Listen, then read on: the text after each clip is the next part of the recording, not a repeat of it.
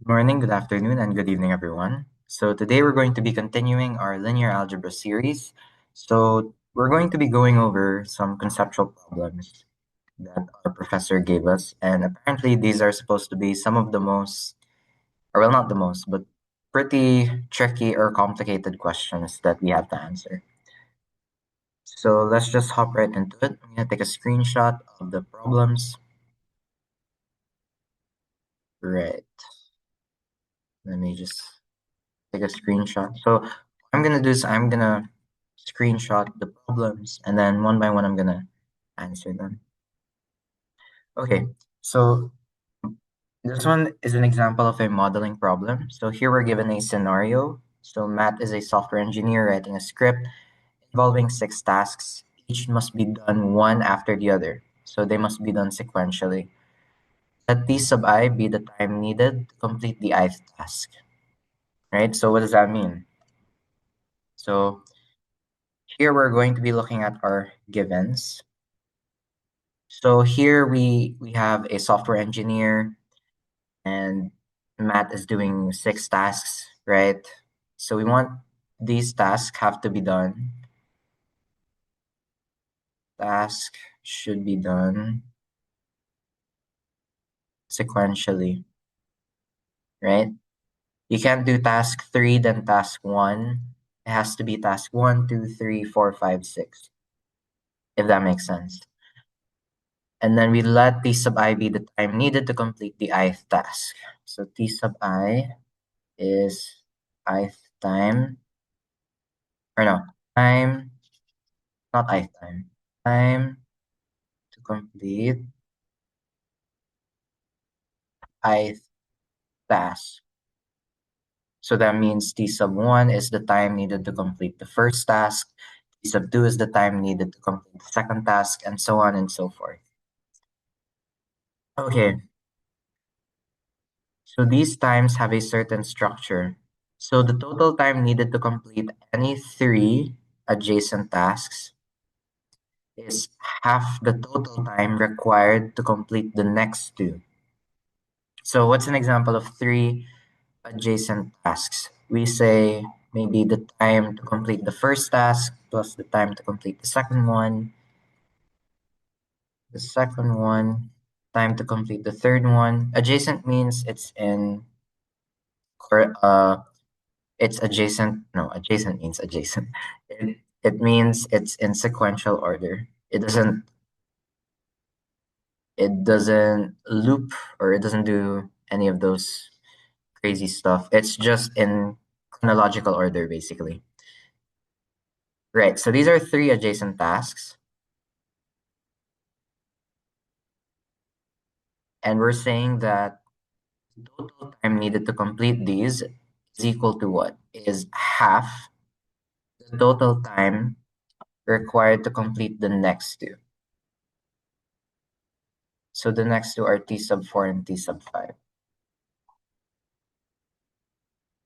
Right? So what we did here is there's some sort of statement and we translated it mathematically.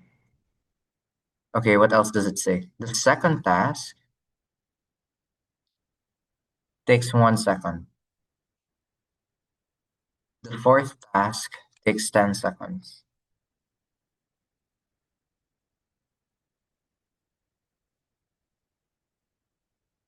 Write an augmented matrix for the system of equations describing the length of each task. Okay, how do we do that?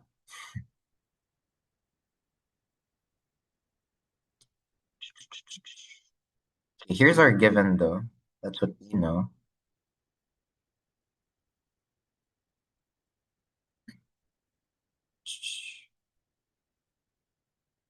Hmm, adjacent. Now that I think about it, another way we could write the adjacent part, since we haven't really included the 4, we could write it like this. D sub 2, D sub 3, D sub 4.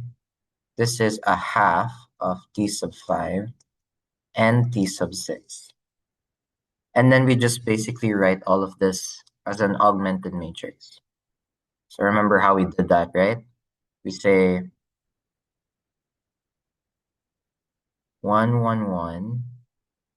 I think that was a minus, right? Yeah. So we want to translate this here. This is the same as saying t sub 1, t sub 2, t sub 3, minus a half of t sub 4, minus a half of t sub 5 equals 0. I could write it like that. And then this next one, same idea. We do t sub 2, t sub 3, t sub 4, minus a half of t sub 5, minus a half of t sub 6 equals 0. Right? I could write both of them like that. And what do we notice? This is actually a homogeneous linear system, right? Those two. Okay, this one, we can deal with it as it is. But how do we write all of these four things as an augmented matrix? Well, we say the first one we can write as 1, 1, 1 because of the three coefficients here. So from t sub 1, 2, and 3, they're all 1. Minus a half, minus a half. That's from t sub 4 and 5 equals 0. So that's the right-hand side. So that's where I put the vertical line. And then same idea here. But here, oh no, actually, I forgot 6. 6 is 0, right? T sub 6, which isn't there. Here in the next one, we don't have t sub 1, so we make that position 0. Then we do our same pattern, right? Because it's pretty much the same thing. We just don't have t sub 1. And then for the third one, okay, matrix is not big enough. Okay, that's too big. The third one, here we have t sub 2 is 1. So that's 1 here, but 0 for the rest. But then we say that's equal to the constant 1.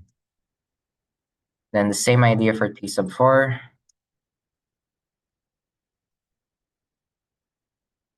There we have it. That's our augmented matrix. Done. Now let's reduce it to reduced echelon form. I don't want to do this personally, so I'm going to leave it up to you guys. But basically, in reduced echelon form, it's going to look like this. Okay, it's actually too big. That's fine. Yeah, I made it too big. 1, 0, 0, 0, 0, 1, 0, 0, 0, 0, 1, 0, 0, 0, 0, 1. Okay, lots of stuff. The half 0, 1 half 0, 1 half 0. Or this is negative.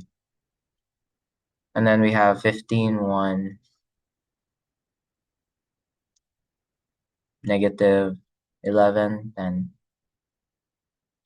So this is an equivalent to the original matrix, right? This is in reduced echelon form, or RREF. How do we know? Well, if we look, the leading variables are all ones. And in those pivot columns, they're the only non-zero entry, and they're exactly 1. And we can also see it's in echelon form. Hence, by that definition, this is in reduced row echelon form. Okay? So it's something we discussed in the previous video. Okay, so now how do we, oh no, that was it. That was the task. Next task. Suppose he knows additionally that the sixth task will take 20 seconds. So what does that mean? That means T sub 6 is exactly 20. And the first three tasks together will take 50. So the first three tasks together, so that means t sub 1 added to 2 added to 3 will take 50, right? So what does that mean? Well, no, that was the scenario. Write the extra rows that you would add to your answer in B. Hmm. To take account of this new information. Well, for one, let's translate these two things. What are they in augmented or yeah, in the matrix form? So here I'm just gonna do like you do a row here. So this is gonna look like 1, 2, 3, 4, 5, 6. No, no, no. 6 is 1, right? That's how you would translate that into a row in a matrix. And then here this is 1, 1, 1, 0, 0, 0, 50. And then you would add these two rows underneath this guy here. So that would basically look like too many matrix, many entries. So it would look something like this. But then we just add the two stuff. So that's 0, 0, 0, 0, 0, 1 is 20. And then we also have 1, 1, 1, 0, 0, 0, 50. So that's how the augmented matrix will look like. Now, is that in reduced row echelon form? Well, I would argue it's not.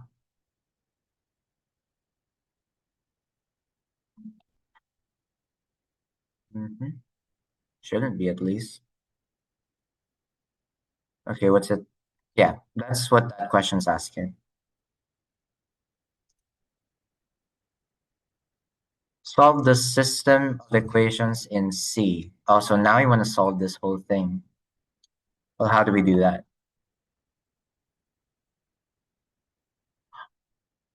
Well, what we can do is try to make it an echelon form. There's no harm in doing that, right?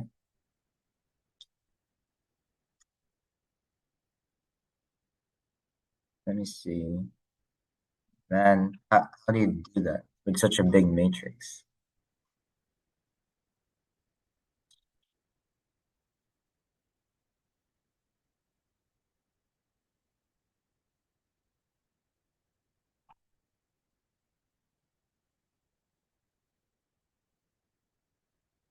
Let me see. Let's actually try. So what are we given? Like based on what we know. We know t sub 6 is 20. Here we know t sub 4 is 10. Other things. Oh, here we know t sub 2 is 1. Can we get t sub... Oh, we can get this. T sub 1 plus a half of t sub 6 is 15. But t sub 6 is 20. And 20 divided by 2 is 10. So that means t sub 1 is 5. Right? So it's really just using the information that we have. And then, can we get this one? This one here is t sub 3 minus a half of 5, t sub 5, minus a half of t sub 6 is equal to negative 11. But we don't know t sub 5.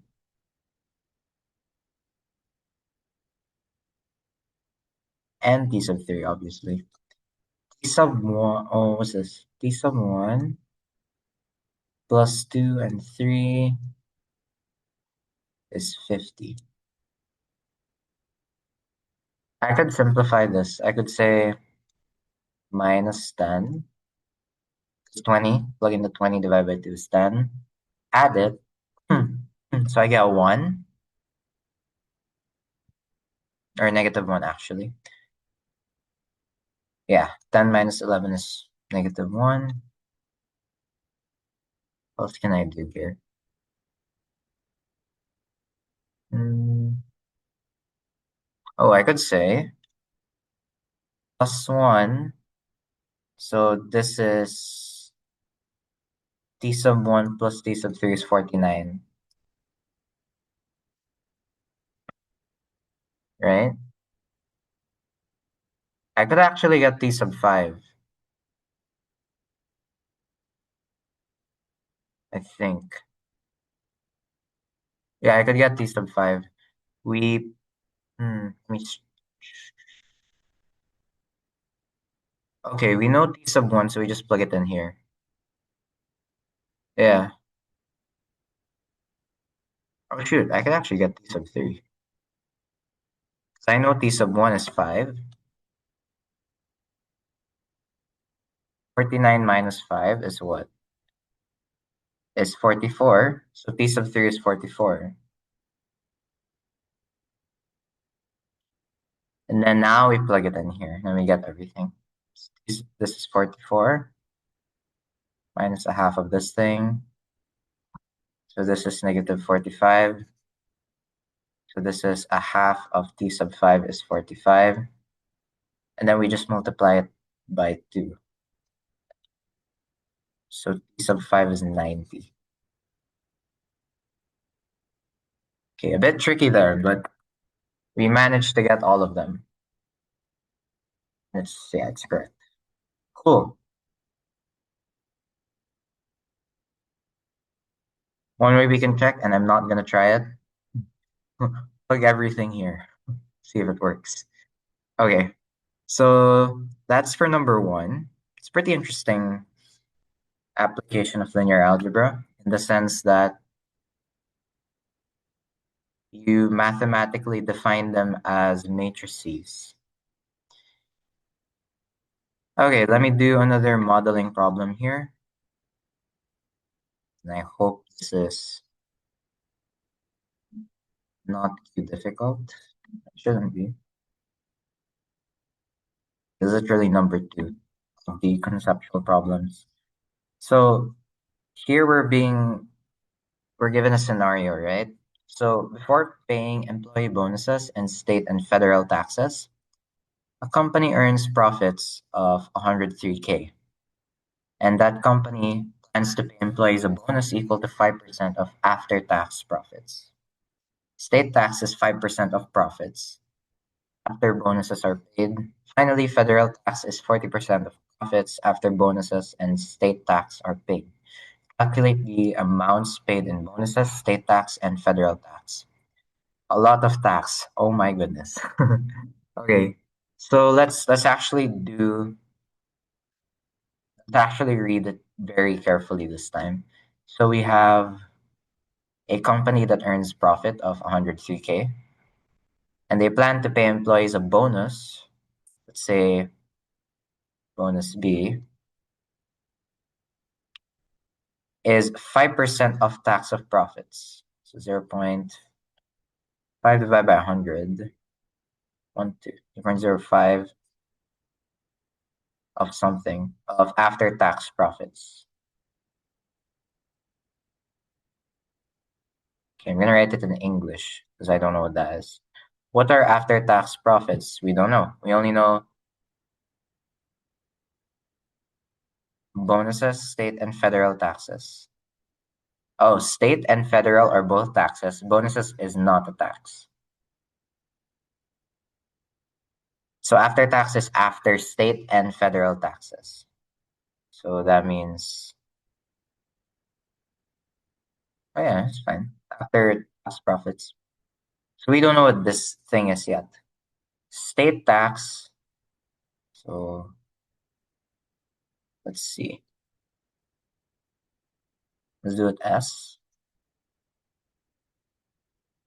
Is 5% of profits after bonuses.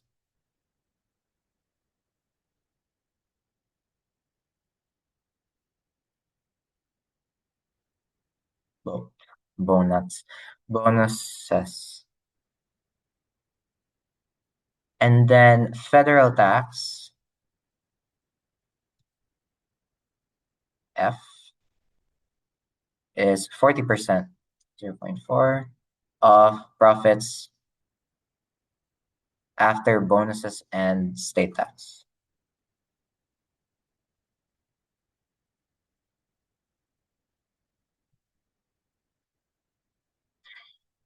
Calculate the amount paid in bonuses, state tax, and federal tax. So basically, find BSF. Now, let's actually translate these things. What does it mean? So when a company earns a profit, right? And then they use that profit to pay for bonuses and for taxes. So how do we mathematically define after tax profits? Well, that's going to be the profit, the actual profit, right? So that's 103,000. The profit minus the tax, right? So minus S, state tax, and minus F, federal tax. Or I could switch it around, doesn't matter, right? Profits after bonuses. So when the bonuses are paid, this is going to be 103,000 minus bonuses minus B, right? And lastly, profits after bonuses and state tax. So the profit minus the bonuses and the state tax. And voila, we have our linear equations system, I mean. Okay, did I get that right? I felt like I messed that one up. 0.05. Okay, I got it right. Yeah. Oh, it's the exact thing. What the? Okay, cool. And then from there, well, now we can even simplify this a bit more, right? You could multiply 0.05 to all of these things. So this becomes 5150 minus 0.05s minus 0.05f. Here, same idea, 5150 minus 0.05b. Oh, this one's 0.4. So that's 103,000 or no, not minus, times 40% of it, 41,200 minus 0.4b minus 0.4s. So these are all, as we can see, these are all linear equations. And all in all, this is a linear system. And how do we solve B, S, and F?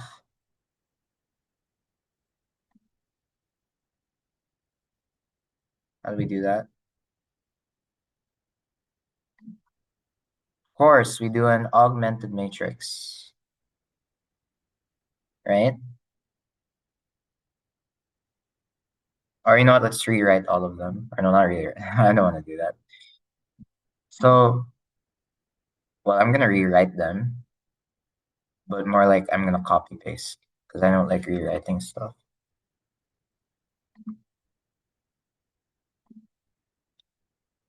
We have these things.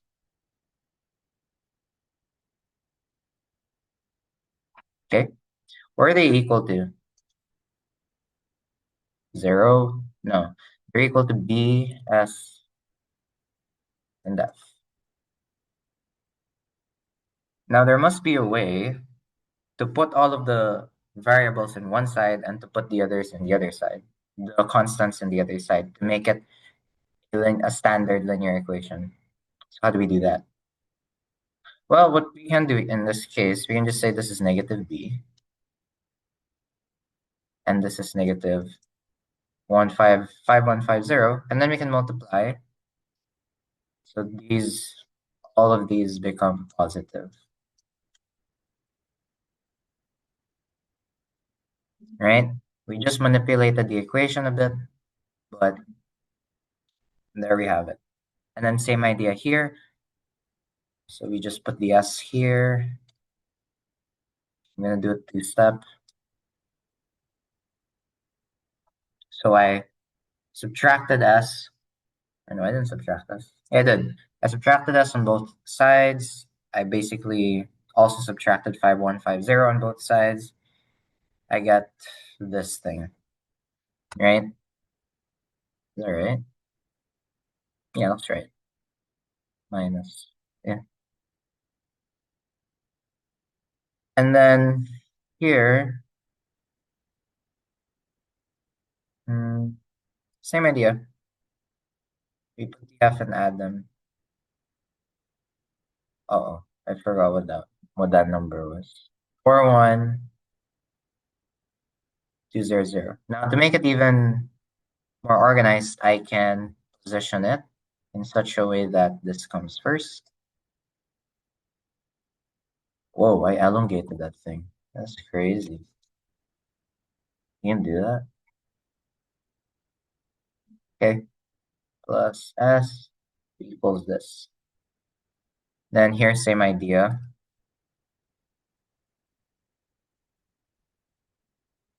Okay, it's just a plus F. Plus F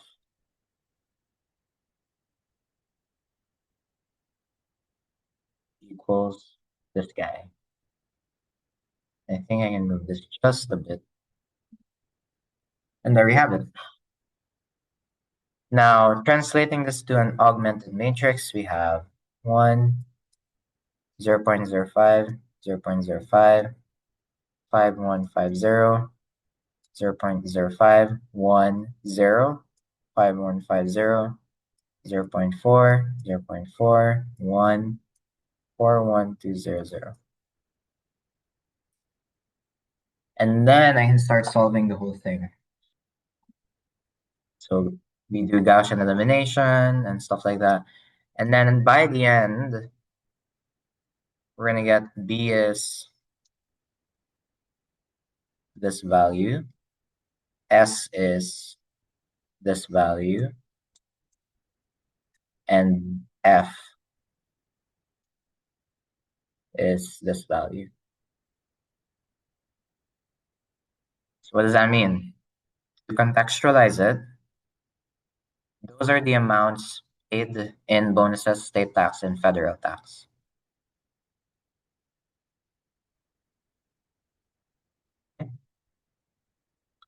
Cool.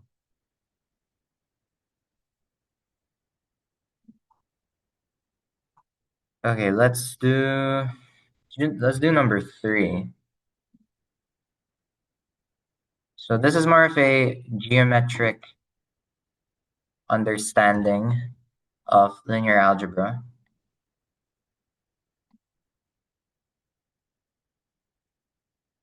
So in this case here, for each part, we want to give an example of a linear equation why did I repeat that? In two variables that has the given property. And in each case, we draw the lines corresponding to the solutions of the equations in the system. So for letter A, no solution. You want to give a linear system. Well, geometrically, what we can do is get two lines that are not parallel. They're parallel to each other, right? So what would that be? I can do x plus y is 1, x plus y is 2. These are parallel lines, right? How do they look like? Don't know. We'll see. 1, 0, 1, actually. Y, 1, 0. Not for y. 1, 0.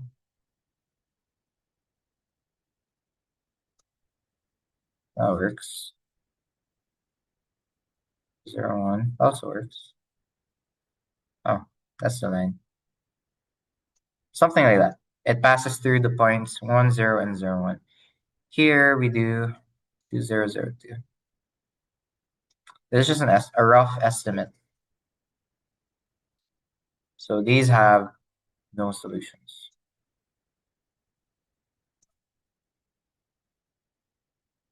For B, we want exactly one solution. So we can do two lines and they intersect, right? We can do something really simple like x equals 1. So that would look something like this. Y equals 1. Then they have this intersection at 1, 1. 1 solution.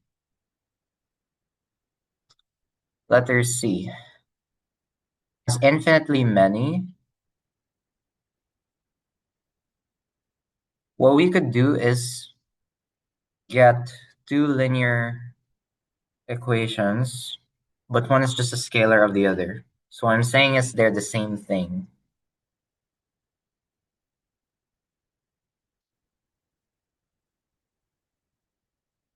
I'm saying the red line is x equals y, blue line is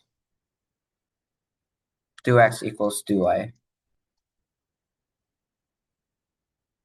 Or maybe I should have made this bigger. Just to say that this is longer, but pretty much it's the same line. I could just divide the second equation by 2 and it would really be that first red equation.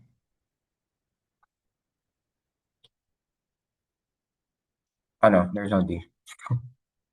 My bad. Okay. We want to add or remove equations in B to make an inconsistent system. What does it mean to be inconsistent? It means that there are no solutions. So what do we do to B to make it inconsistent?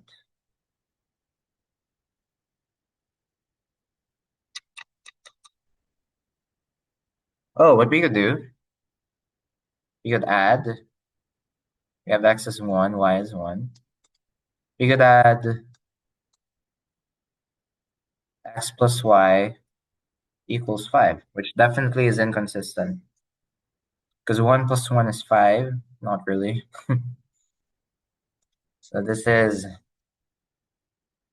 inconsistent. Because it will never satisfy that third equation. For 2, add or remove equations in B to create infinitely many solutions. Well, what I could do, I could remove y equals 1. We only have x is 1. Right? So that would look again like this. Now, why is this infinite? Because the solution is that this is 1, this is some free variable, because the second coordinate could be anything, right? So I'm saying there is a free parameter, and second coordinate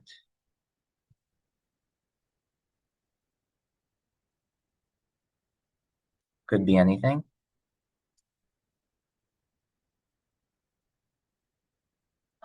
So there are infinite solutions,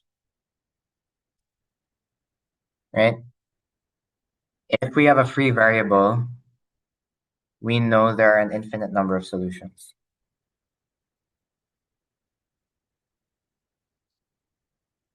Okay, let's try this number 3. Okay, the 2, I did 3. Or no, not. Add or remove equations in B so that the solution space remains unchanged. Basically, nothing has changed for B. The solution that we have here is 1, 1, right? So what we can say, if x is 1, y is 1, an equation could be x equals y. So adding this doesn't change, it doesn't change the solution itself, nor solution set. It also doesn't add any solution. It's the same thing, right? We have this x equals 1, we have y equals 1, and we have x equals y. But they only have one solution. So here we have 3 lines, but they only have one solution, being 1, 1. Right?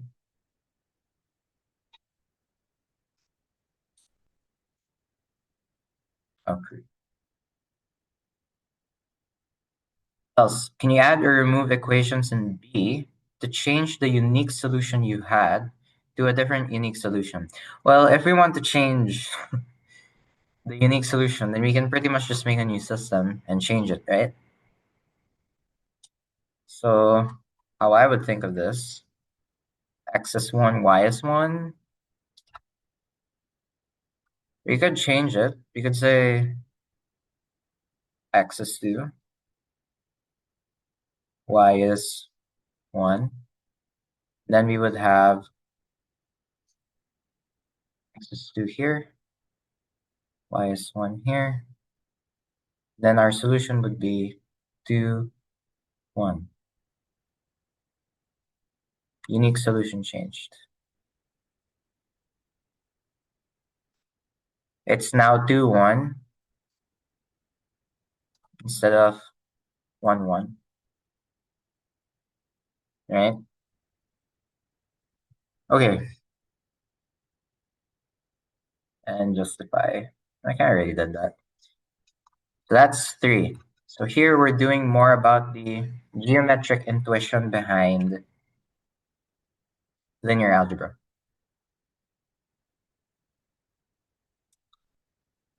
All right, let's do 4. Then we do 6.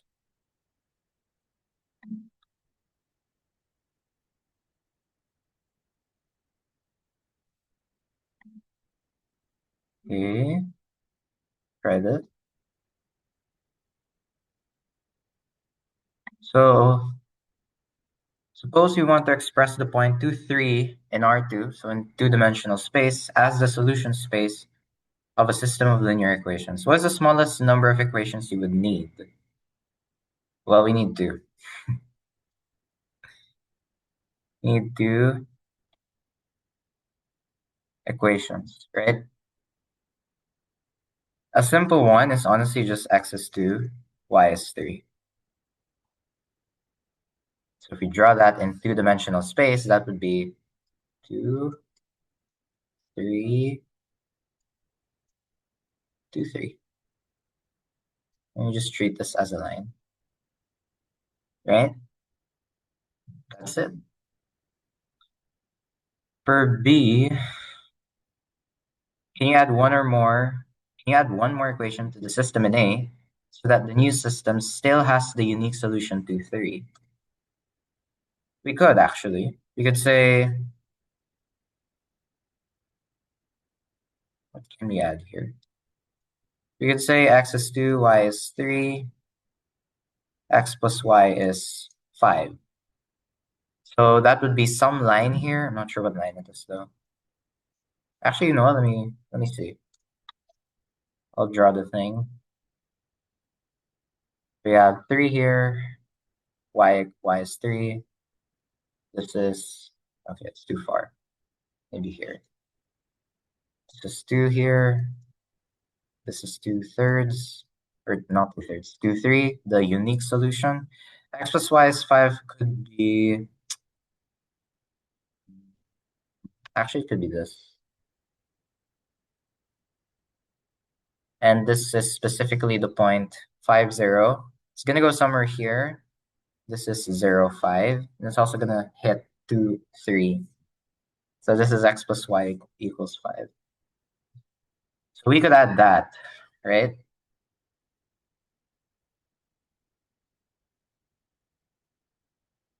What is the maximum number of distinct solutions you can add to your system in A to still maintain the unique solution 2, 3? We could add an infinite number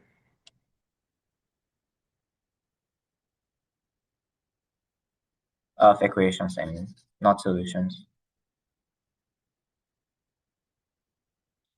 So we already had x is 2, y is 3, x plus y is 5. We could scale that thing. We could say 2x plus 2y is 10. We could do something else. We could say x minus y is -1. We could continue all the way off. We could do 3x, so 3 times 2, 6, minus y minus 3 is 3. So really an infinite number of solutions you can think of, but they're all going to lead to that same unique solution, right? Okay.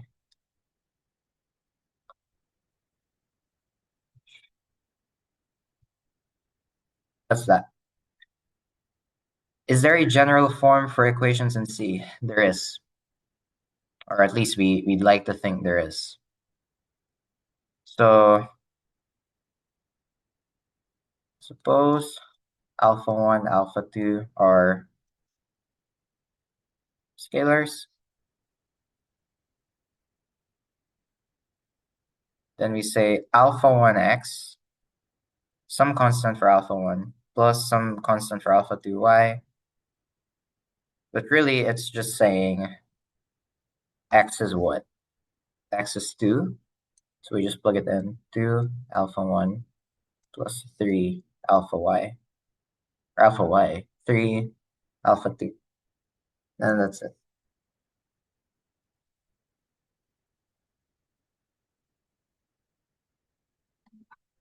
Hope I got that one. Okay, maybe constant b. That's fine. Oh shoot, we should have included that. And e is constant.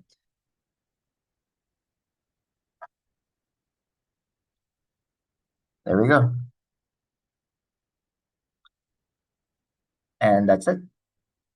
That's it for number 4.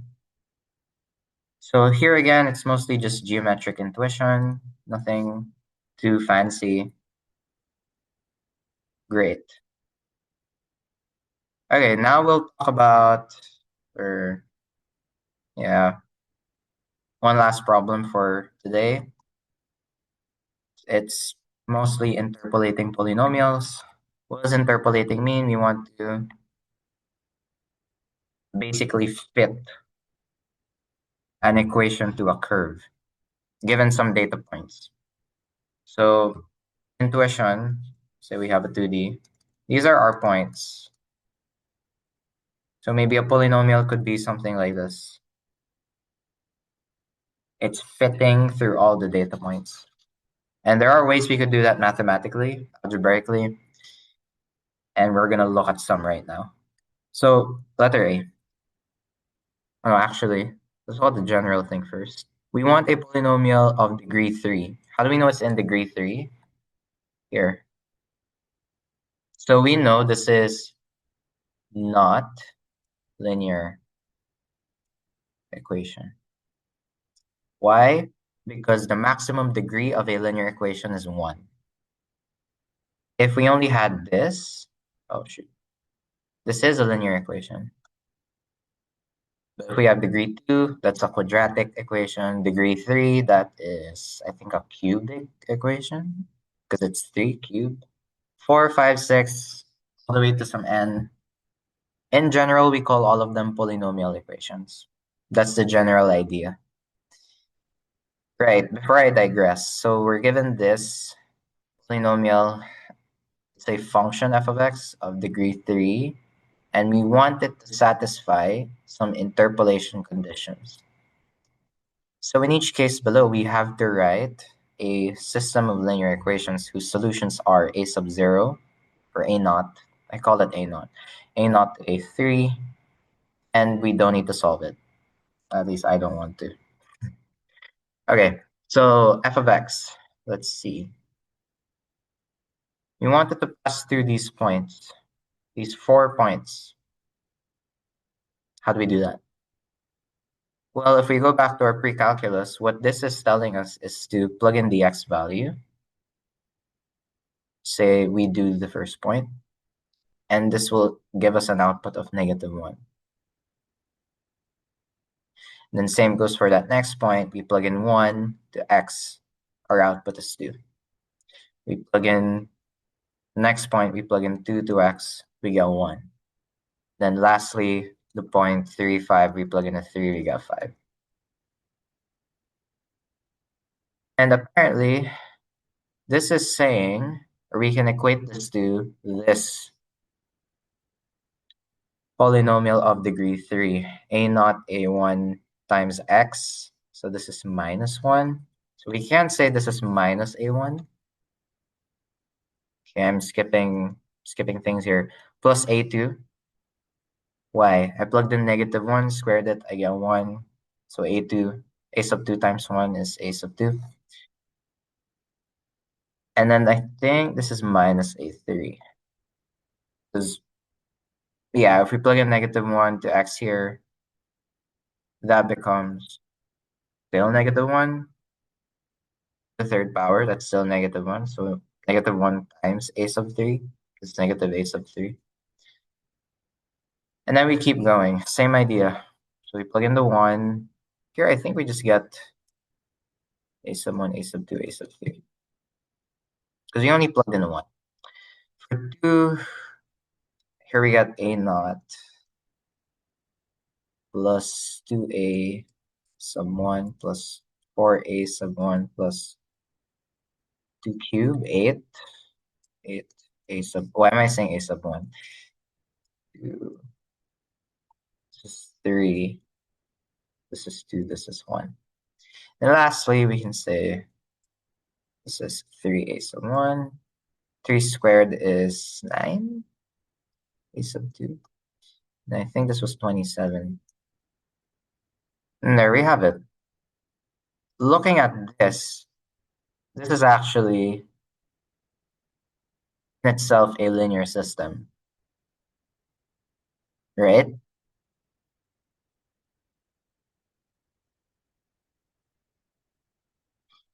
Okay, but I'm not going to write that out anymore. For b, we want this function to pass through 1, 0. So let's just write that out. 1, give us the output of 0. So actually, this is the same as that previous one. We just change that constant to a 0 instead of a 2. With derivative plus 2. So if we go back to calculus, if we take the derivative at that x value, we get an output of 2. Now again, we want to take the derivative of this thing first. F prime of x is what? Here we treat a naught, a1, a2, a3 as constants. So actually, here we just get a sub 1. See if I'm doing this correctly. We get 2, a sub 2x. Then here we get 3a sub 3 x squared, I think. It's probably right. Mm-hmm. Okay, I want to put this down a bit Copy and paste it here. So yeah, we take the derivative early on and then we can just plug in the values. So 2a sub 1, 2a sub 2, 3a sub 3. What else? 2 and 3. So we wanted to pass through the point 2 and 3. So what is that again? Oh, this thing, you can just copy paste. Then we get the derivative of it to be -1. So f prime of 2 is -1, which is what? We plug in the 2 here, we get a sub 1 for a sub 2, or plus for a sub 2. This is 4 times 3, 12.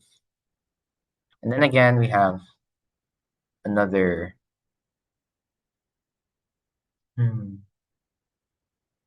linear system here, right? If I got that, let me see.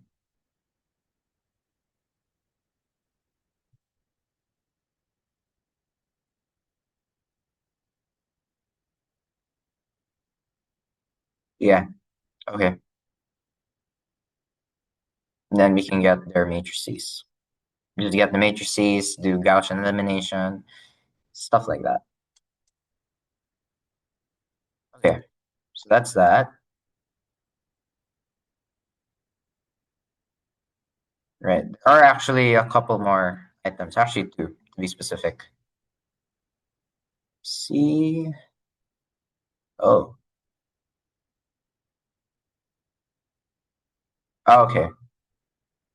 There's also a visualization here, which I think would be nice if that somehow helps for visual learners.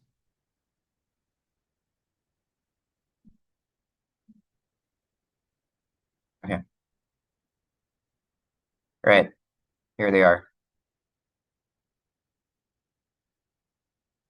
So, letter C, what if we had more than 4 points to consider, or fewer, right? Well, if we had more than 4 points, we probably wouldn't be able to solve for a sub 0 to 3.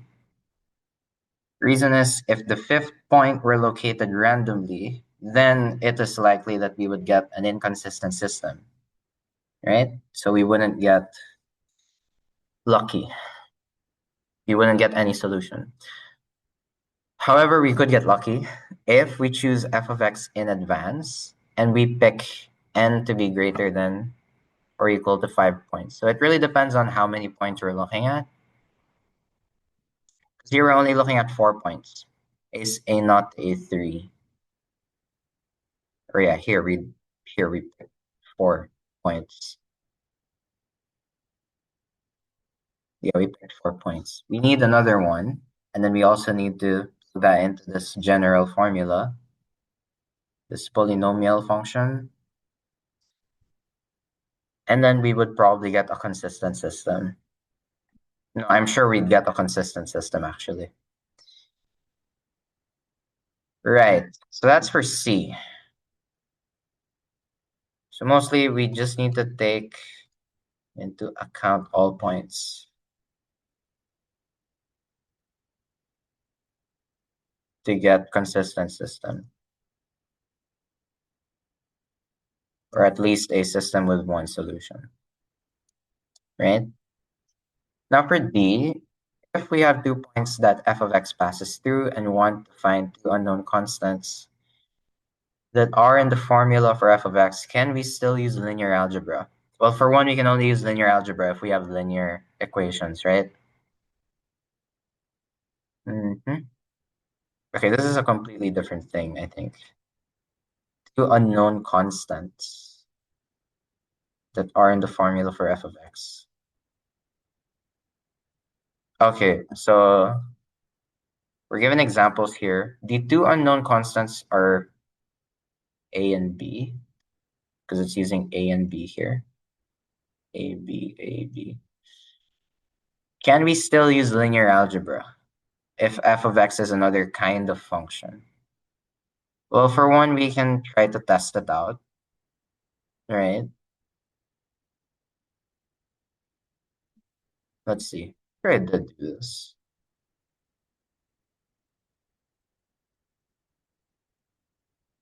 Okay. So let's solve this first example actually. But I'm not gonna like solve it. B. So we want to find A and B, right? So actually here this is possible. Let's say our point is 0, 0. No, I'm kidding. It's if we plug in something to x, this is gonna be a number. This will be a number. This will be a number. And of course, this will be a number.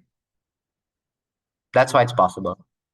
Then we have a linear system, right? Now, let's solve this next one. F of x is a sine bx. Now, this one is not possible. Reason is b here is being treated like a scalar. And so if we put a number here, so it's going to be a number, well, then b is still in there. And that's not a linear equation. So we can't use linear algebra for it. And then lastly, now this is a bit tricky. A e to the bx. At first, it doesn't look like a linear equation, but apparently this is a linear equation. How do I know? We can, so from pre-calc, we can take the natural log of both sides. Natural log this thing. And actually, this is going to tell me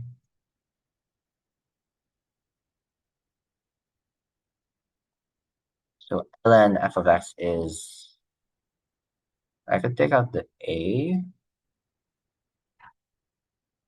I could take out the a.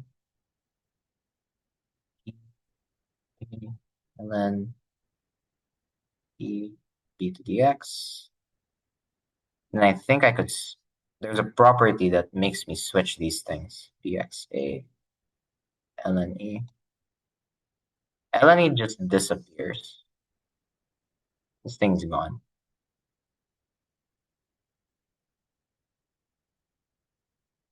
Shoot, did I mess it up? Uh-oh, probably messed it up.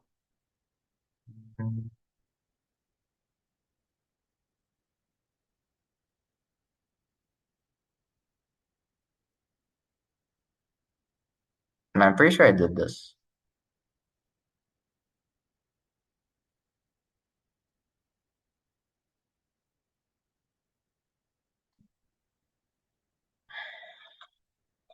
Let me just check what I did. So this thing is linear. We can take the natural log of both sides. Oh, so I didn't take the natural log of, okay, I see. So what I did here was I did ln of a plus ln of e to the bx.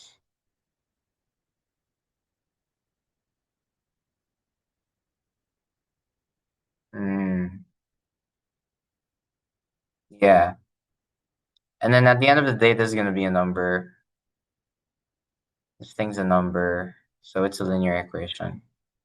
ln a plus a third b. Yeah. Anyways, I forgot my calculus, but pretty much that's how you do it. Yeah. When you take the natural log, you take ln of a. Then you add it to ln of e to the bx. And then there's that property where you can put bx or whatever the exponent is to the other side. But then ln e just cancels. So this thing is going to be a number. and this is a linear equation. So we can use linear algebra. Okay, so that's it for this video. I hope you guys enjoyed, and I'll see you all in the next one.